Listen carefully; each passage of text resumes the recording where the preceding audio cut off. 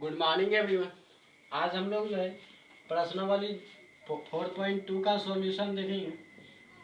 Class 10 जो है द्विघात समीकरण चैप्टर 2। इसमें से जो पहले वीडियो में हम लोगों ने 1 to 3 जो क्वेश्चन का सॉल्व कर लिया था, आज जो हम लोग जो 4 to 6 क्वेश्चन का सॉल्यूशन देखेंगे। चलिए वीडियो को शुरू करते हैं।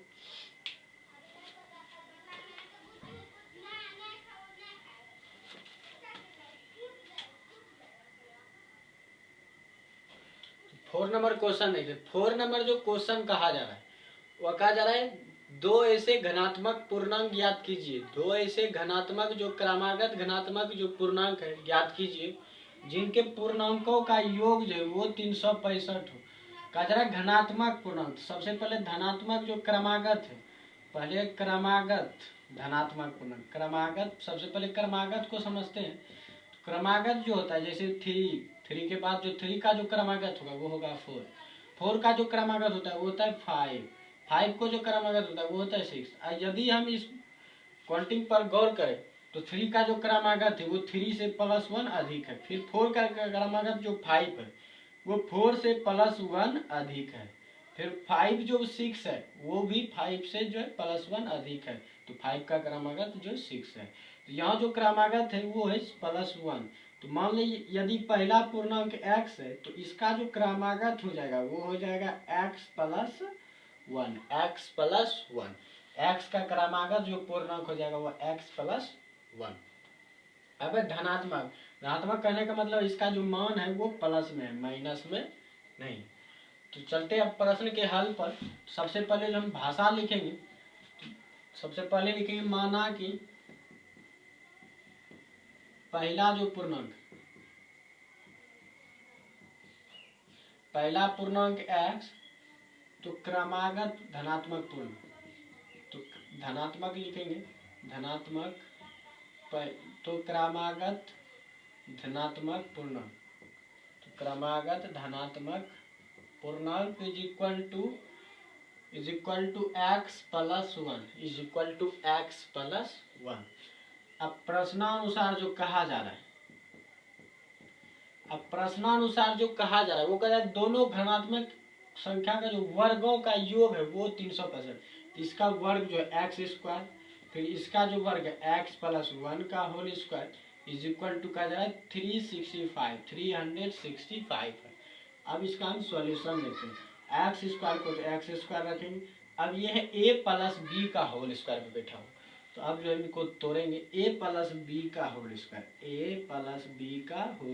तो ये टूटेगा a² + b² + 2ab। ये कुछ इस प्रकार टूटेगा। तो अब जो इसको तोड़ेंगे a के जगह पे है x, b के जगह पे 1। तो ये टूटेगा a² x², फिर b² 1² + 2ab is equal to 365। अब इसको फिर आगे हल करेंगे तो यह x² तो ये हो जाएगा 2x², फिर 1 का स्क्वायर 1, फिर जो 2 × x × 1 2x। अब जो इसको हम साइड चेंज कर देंगे तो ये होगा -365 इज इक्वल टू 0। अब जो है फिर जो है 2x² + 2x। अब जो इसको एक साथ करेंगे तो ये हो जाएगा -364 इज इक्वल टू 0। अब यदि हम 2 कॉमन ले लें, 2 जो कॉमन लेंगे तो x² + x माइनस 364 हो जाएगा 182 इज इक्वल टू 0। तो ये जो हमारा मान आएगा, ये जो 2 जो है 0/2 हो जाएगा, इधर आके 0/2 इज इक्वल टू 0 होता है। तो ये जो है 0 हो जाएगा। तो ये बचेगा हमारे पास x² + x minus 182 is equal to 0। तो ये आप पहला प्रश्न का जो है द्विघात समीकरण मानक रूप, ये द्विघात समीकरण का रूप है इस प्रश्न का। अब जो इसका हम हल करेंगे तो सबसे पहले गुणनखंड विधि द्वारा हल करेंगे इस सवाल को। तो जिसको जो मध्य पद में हमें तोड़ना होगा तो a × c के रूप में तोड़ेंगे। तो a है 1 और c है 182, तो 182 × 1। अब इसको तोड़ेंगे 291, फिर ये टूटेगा 7 13 में। अब यदि इसको एक साथ करें, इसको एक अकेले रखें तो 2 × 7 जो होगा 14 और 13। यदि हम 14 में 13 को माइनस कर दें तो हमें 1 प्राप्त होगा। यदि हम x रख दें 14x माइनस 13x तो हमें 1x प्राप्त हो जाएगा। यहाँ भी है 1x। तो अब जो है इसको जो एक्स स्क्वायर, अब x को हम तोड़ेंगे 14x minus 13x minus 182 is equal to 0।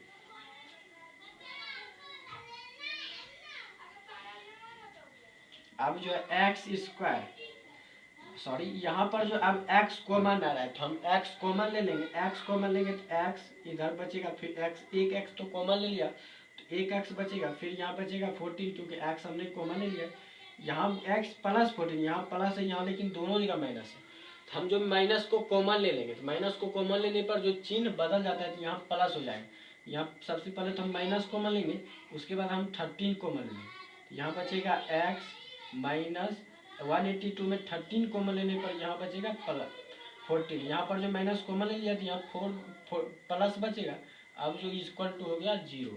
फिर देखिए यहाँ पर x प्लस 14 कॉमन आ रहा है तो x प्लस 14 हम कॉमन ले लेंगे। तो अब जो हमारे पास बचेगा x minus 13 is equal to 0। अब इन दोनों का गुणनफल जो है वह 0 आ रहा है।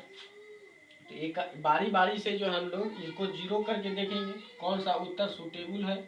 तो यदि x plus 14 is equal to 0 करे तो x इज इक्वल टू जो आएगा माइनस 14 आएगा। लेकिन यहाँ बोला जा रहा है कि धनात्मक पूर्णांक है तो धनात्मक तो माइनस में हो नहीं सकता, तो ये जो है असंभव है। यह असंभव है, यह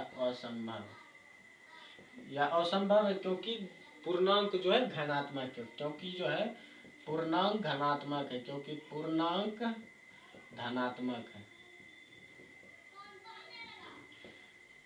अब यदि जो है x माइनस 13 करें, यदि x minus 13 is equal to 0 करें, x इज इक्वल टू आएगा प्लस 13। तो जो है धनात्मक जो पहला जो पूर्णांक है वो आएगा x पर 13 आया। अब दूसरा तो जो है दूसरा क्रमागत पूर्णांक जो, तो क्रमागत पूर्णांक जो है वो हो जाएगा 13 प्लस 1 इज इक्वल टू 14। ये था पहला प्रश्न का हल। अब चलते हैं सेकंड नंबर के प्रश्न पर।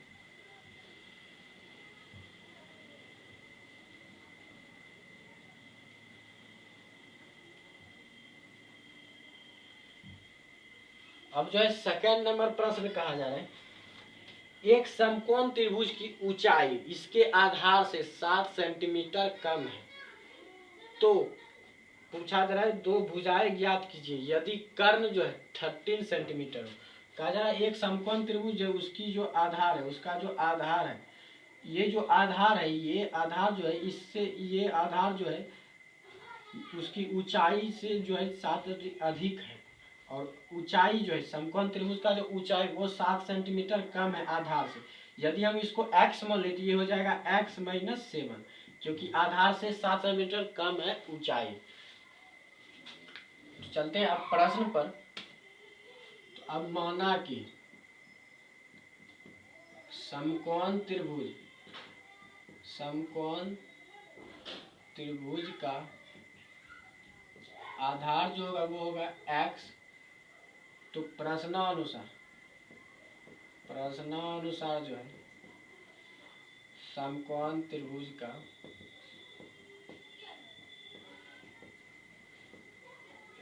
ऊंचाई जो हो जाएगा x माइनस 7 सेंटीमीटर, ये हो जाएगा x सेंटीमीटर, और दिया हुआ है कर्ण दिया है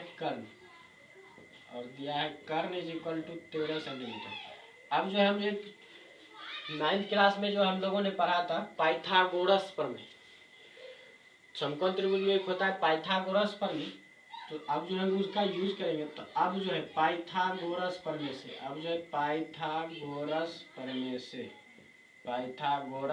से जो हो जाएगा पाइथागोरस प्रमेय होता है लंब स्क्वायर प्लस आधार स्क्वायर इज इक्वल टू होगा कर्ण का स्क्वायर।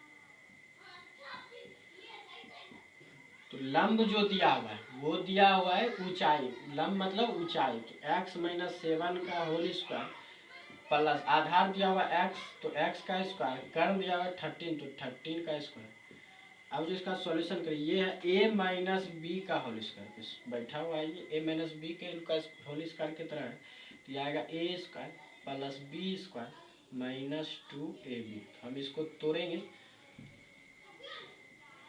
ए स्क्वायर तो X square plus B square 7 square minus 2ab plus X square is equal to जो 13 का स्क्वायर होता है 169। अब जो फिर एक्स स्क्वायर ये हो जाएगा 2x स्क्वायर प्लस 7 का स्क्वायर 49 माइनस 2 7 जा 14x जो है इज इक्वल टू जो है 169। उसके बाद जो है 2x स्क्वायर को एक साथ रखेंगे, फिर जो है माइनस 14x को एक साथ कर लेंगे, प्लस 49 इज इक्वल टू जो है माइनस 169 इज इक्वल टू 0। ये आएगा 2x square minus 14x minus जो इसको हल करेंगे तो आएगा माइनस 120 इज इक्वल टू 0। तो 2 कॉमन लेंगे तो यहाँ बचेगा X square minus 7x minus जो 60 इज इक्वल टू 0। हमारे पास जो अब द्विघात समीकरण आएगा, ये जो 2 जो इधर आके 0 हो जाएगा, तो हमारे पास बचेगा X square minus 7x minus 60 is equal to 0। तो अब जो है X square minus 7x minus 60 is equal to 0 हमारे पास है। अब जो इसको तोड़ना है 60 इंटू 1 तो 60, अब इसको तोड़ेंगे 7x के टर्म में, पुराना है तोड़ के, तो 230 फिर 250 फिर जो है 355। अब यदि इसको तीनों को एक साथ करें 2 2 जा 4 3 जा 12, अब 5 को एक साथ करें तो 12 माइनस यदि 5 करेंगे तो 7 आएगा, लेकिन यहाँ माइनस 7, 12 माइनस 5 करें तो 7 आएगा, लेकिन हम 5 माइनस 7 कर दे, 5 माइनस 12 कर दे तो यह आएगा माइनस 7। हमें यही पुराना था माइनस 7, तो माइनस 7 को हम 5 और माइनस 12 में तोड़ देंगे। ये होगा एक्स स्क्वायर प्लस जो है 5x minus 12x minus 60 is equal to 0। अब जो है x कॉमन लेंगे तो यहाँ होगा x प्लस 5, फिर जो है यहाँ पर जो है हम जो माइनस 12 कॉमन लेंगे, फिर हमारे पास बचेगा x plus 5 is equal to 0। फिर यहाँ पर x प्लस 5 कॉमन आ रहा है, तो x प्लस 5 फिर कॉमन आ जाएगा, और हमारे पास जो इधर बचेगा x minus 12 is equal to 0। अब दोनों का गुणनफल 0 है, इसका मतलब है एक इसमें कोई 0 के इक्वल है, तो हम जो बारी बारी से मान लेंगे कौन इक्वल है, देखेंगे फिर किसका मान कितना आता है। x plus 5 is equal to 0 is equal to X बराबर माइनस 5।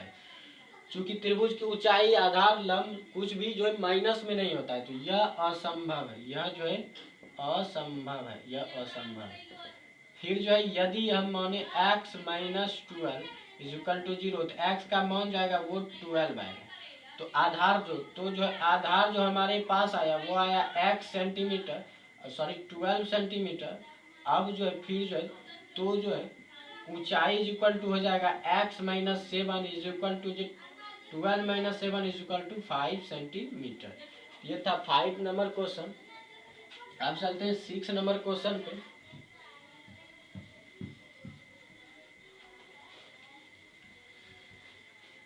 अब जो हमें 6 नंबर क्वेश्चन कहा जा रहा है, तो 6 नंबर जो क्वेश्चन कहा जा रहा है वह कहा जा रहा है एक कुटीर उद्योग एक दिन में कुछ बर्तनों का निर्माण करता है। एक कुटीर उद्योग जो है बर्तन निर्माण एक दिन में कुछ बर्तनों का निर्माण करता है। तो एक विशेष दिन जो यह देखा जाता है कि प्रत्येक नग का जो लागत है, प्रत्येक नग का जो निर्माण लागत है उस वस्तु की संख्या के, बर्तन की संख्या के दुगुने से 3 अधिक हो जाता है। तो मान लेते हैं बर्तन की संख्या जो एक कुटीर उद्योग है रोज जो है वह x बर्तन का निर्माण करता है। तो कहा जा रहा है एक विशेष दिन प्रत्येक निर्माण की लागत जो है ये इसके दुगुने से 3 अधिक थे, इसका दुगुना 2x और 3 अधिक तो प्लस 3, ये है निर्माण लागत। अब कहा जा रहा है कि कुल लागत 90 रुपया है, तो कुल लागत सबसे पहले इसका कुल लागत कितना हो जाए, तो एक नग का जो लागत है 2x प्लस 3 है, तो पूरा तो बर्तन है x, तो पूरा लागत हो जाएगा x इंटू 2x प्लस 3, और पूरा जो लागत प्रश्न में दिया हुआ है वो है 90 रुपया। ये हो जाएगा x into 2x plus 3 is equal to 90। अब चलते हैं प्रश्न के हल पर। अब जो है माना कि सबसे पहले देखेंगे माना कि जो है निर्मित बर्तन की संख्या, निर्मित निर्मित बर्तनों की संख्या इज इक्वल टू हो जाएगा x। तो जो है प्रत्येक नग की निर्माण लागत, प्रत्येक नग की निर्माण लागत इज इक्वल टू, प्रत्येक नग की निर्माण लागत जो है वो हो जाएगा 2x + 3 प्रश्न अनुसार। तो अब जो है, अब जो हो जाएगा x into 2x + 3 is equal to 90 degree. ये आएगा प्रश्नानुसार जो हो जाएगा 2x into 2x + 3 is equal to 90 degree. अब इसका हल करेंगे तो 2x into X, 2x² plus x into 3 plus 3x is equal to 90। अब फिर इसका हल करेंगे 2x² plus 3x minus 90 is equal to 0। अब जो है फिर जो है, अब जो है, अब इसको x कॉमन लेंगे तो यहाँ बचेगा 2x प्लस, सॉरी, अब तो इसको सबसे पहले मध्य पद को तोड़ना होगा। तो मध्य पद को 3 को x को तोड़ेंगे 90 के टर्म में, 90 इंटू 2 के टर्म में, तो 90 इंटू 2 180, 290, फिर होगा जो 245, फिर आएगा 350। अब यदि इसको तीनों को एक साथ रखें, इसको एक साथ रखें तो 3 इंटू 6 2 जा 12, तो 12 आएगा और 15। यदि 15 में हम 12 माइनस कर देते ये 3 प्राप्त होता है। तो हम जो है 3 को 15 और 12 में तोड़ सकते हैं, 3x तो 15x और 12x। अब जो 2x², अब 3x को हमने तोड़ेंगे plus 15x minus 12x minus 90 is equal to 0। अब जो है यहाँ पर देखिए x कॉमन आता है, x कॉमन ले लेंगे तो हमारे पास बचेगा यहाँ 2x, फिर यहाँ पर बचेगा 15। अब यहाँ पर भी जो देखिए 6 कॉमन आ रहा है, 6 सबसे पहले कॉमन लेंगे, उसके बाद माइनस भी कॉमन आ रहा है तो माइनस भी कॉमन लेंगे, उसके बाद यहाँ तो 6 कॉमन लेंगे 2 बचेगा, फिर x का x रह जाएगा, फिर 90 में 6 कॉमन लेने पर यहाँ बचेगा 15, तो यह आ जाएगा 15 इज इक्वल टू 0।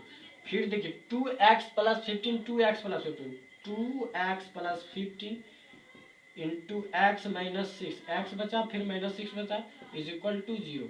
अब दोनों का गुणनफल 0 है, इसका मतलब है दोनों में से कोई ना कोई एक 0 के इक्वल है। तो हम बारी बारी से देख लेंगे। तो यदि हम मान लें यदि 2x plus 15 is equal to 0, तो x इज इक्वल टू आएगा माइनस 15/2। चूंकि बर्तन का संख्या जो सबसे पहला तो ऋणात्मक नहीं हो सकता, और दूसरा बात 15/2 कहा जा रहा है, बर्तन का संख्या x माने है तो x का मान है माइनस 15/2, 15/2 मतलब है 15 का आधा, तो आधा बर्तन का निर्माण नहीं होता है, और ऋणात्मक में बर्तन का संख्या भी नहीं गिना जाता है। तो ये जो है असंभव है, यह जो है असंभव है, यह असंभव है। अब दूसरा देखेंगे यदि जो x minus 6 is equal to 0, तो x इज इक्वल टू आ जाएगा 6।